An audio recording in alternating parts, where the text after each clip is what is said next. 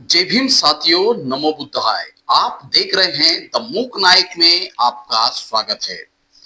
दोस्तों, जिस प्रकार से देश में मनुवाद बौद्धों को किस प्रकार से पीड़ा दे रहा है और मनुवादी ब्राह्मणवादी लोग षड्यंत्रकारी यह बौद्धों के साथ छल कपट करने में कोई कसर नहीं छोड़ रहे हैं। ये आपकी बात नहीं है, ये हजारों साल से बौद्ध और ब्राह्मणवाद के बीच की लड़ाई है दोस्तों। क्योंकि बुद्धिज्म यह ब्राह्मणवाद के मेन कड़ी को ही डैमेज करता है। बुद्धिज्म ब्राह्मणवाद के इस पाखंडवाद को जड़ से उखाड़ने की ताकत रखता है। इसलिए ब्राह्मणवाद अभी खुद को खतरे में महसूस कर रहा है और उसकी जो जड़ खत्म हो जाएगी, उसका पाखंडवाद इस देश में नहीं चलेगा, यह सोचकर वह ब्राह्मणवादी संगठन, वह ब्राह्मणवादी गुंडे बौद्धों पर जगह जगह पर हमला करते हुए आपको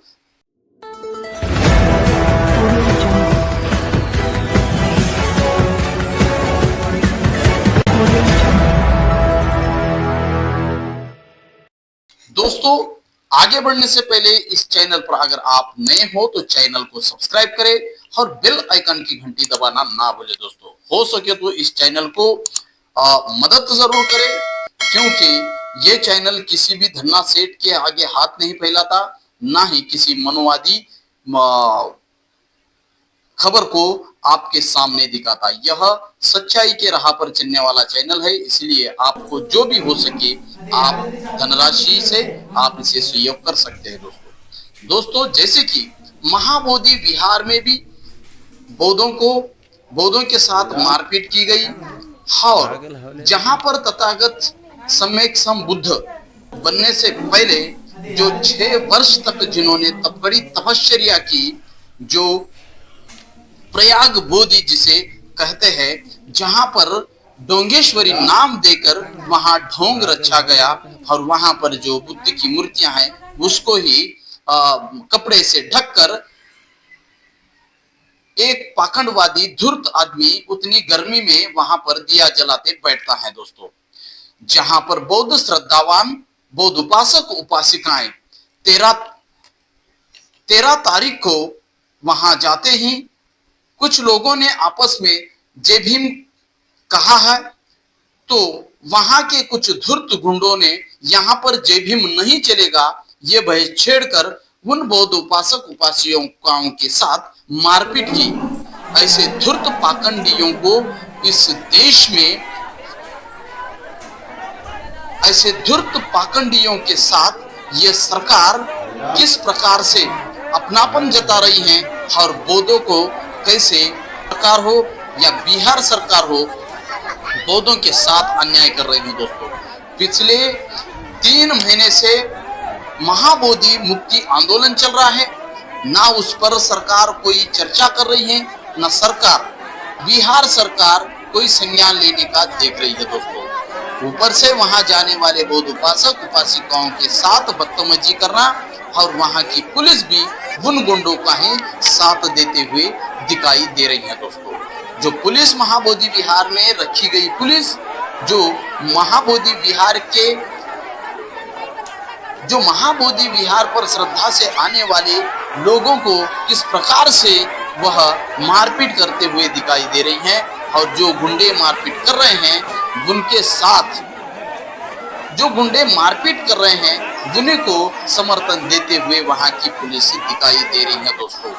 जो वहां पर जाने वाले श्रद्धावान बौद्ध उपासक उपासिकाओं के साथ इस प्रकार का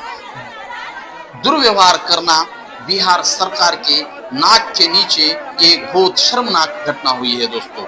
यह बिल्कुल ऐसे ही काम करेंगे क्योंकि महाबोधि महाविहार अभी मुक्त होने के कगार पर है। दोस्तों, जुलाई 29 तारीख को सुप्रीम कोर्ट ने फाइनल हेयरिंग करने का आदेश जारी किया है और इसी को लेके चल के ब्राह्मण संगठन अभी अपना काम तेजी से करने में लगे हुए हैं और महाबोधि महाविहार को मुक्त ना हो यह कोशिश करने में लगे हुए हैं। दोस्तों, निकाली वहां पर एकता की रैली निकाली, वो एक शर्मनाक है बात, क्योंकि जहां पर महाबोधि महाविहार पर जाने वाले बौद्ध उपासक और उपासिकाओं को एक तरफ उनके साथ मारपीट करना और दूसरे ओर हम सब एक है इसके नारे लगाना, जो पाखंडवादी लोगों को चिवर दे करके उनके पीछे खड़े करके हम सब एक है और एकता के नारे लगाकर यह एक दुनिया के सामने यह जताना कि हम यहाँ पर सब एक है। और जिस प्रकार से अगर एक है तो क्यों बौद्धों के साथ मारपीट हो रही है, अगर एक है तो क्यों महाबोधि विहार में गणपति की मूर्ति कैसे गई, और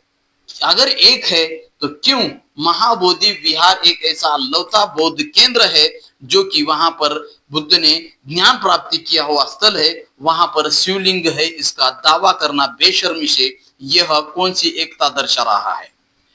आरएसएस का जो षड्यंत्र, जो अखिल भारतीय भिक्षु संघ निर्माण करके बुद्धिज्म को पूरी तरीके से डैमेज करने का षड्यंत्र, ये सारा का सारा जो खेल है ये बौद्ध समझ चुके हैं और अभी ये आरएसएस के खेल को आगे नहीं चलने देगा बौद्ध। और महाबोधि महाविहार ये मुक्त करे बगैर वो चैन से नहीं बैठेगा। यह बौद्ध अनुयायी को इस महाबोधि मुक्ति आंदोलन से पता चलता है कि अभी बौद्ध अपने हक और अधिकार को लेकर के वह सतर्क हुआ है और वह महाबोधि महाविहार को मुक्त करके ही दम लेगा। दोस्तों, ब्राह्मण संगठन जिस प्रकार से हजारों साल से ही इस बुद्ध धर्म को डैमेज करते हुए आए हैं, बुद्ध धर्म को पूरी तरीके से नष्ट करने का प्रयास किया, जैसे कि शंकराचार्य जिस प्रकार बुद्ध को विष्णु का अवतार जो उन्होंने बताया, क्योंकि उसने देखा पूरे देश भर में घूम के कि बुद्ध को जिस प्रकार से समाप्त करने का जो षड्यंत्र ब्राह्मणों ने इस देश में किया था वो विफल रहा। कुछ हद तक बुद्धिज्म को ढका जरूर गया लेकिन बुद्धिज्म समाप्त नहीं हुआ। जो पुष्यमित्र शुंग का समय हो या उसके बाद का समय हो और अभी का जो दौर है वो भी एक काला देश के अंदर काला दौर है, जो इस आरएसएस के राजनीतिक खेल में और बीजेपी के राजनीतिक इस खेल में ये एक भारत के इतिहास में ये एक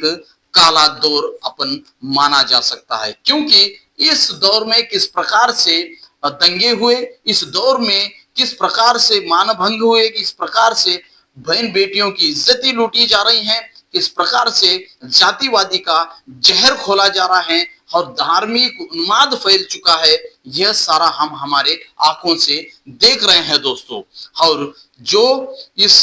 देश में बुद्धिज्म को समय समय पर बर्बाद करने की कोशिश करने वाले और कोई नहीं है, वो सिर्फ और सिर्फ ब्राह्मण संगठन है और ब्राह्मणवादी मनुवादी लोग ही है दोस्तों। इसका पुरावा इतिहास में आपको जगह जगह पर मिलेगा। और इस प्रकार से जो बुद्धिज्म को विष्णु का अवतार मानने के पीछे का एक बहुत बड़ा कारण यह है कि बुद्ध को हर तरीके से मिटाने की कोशिश की, उसके विहारों को तोड़कर पूरी तरीके से उसे दैवीकरण किया गया,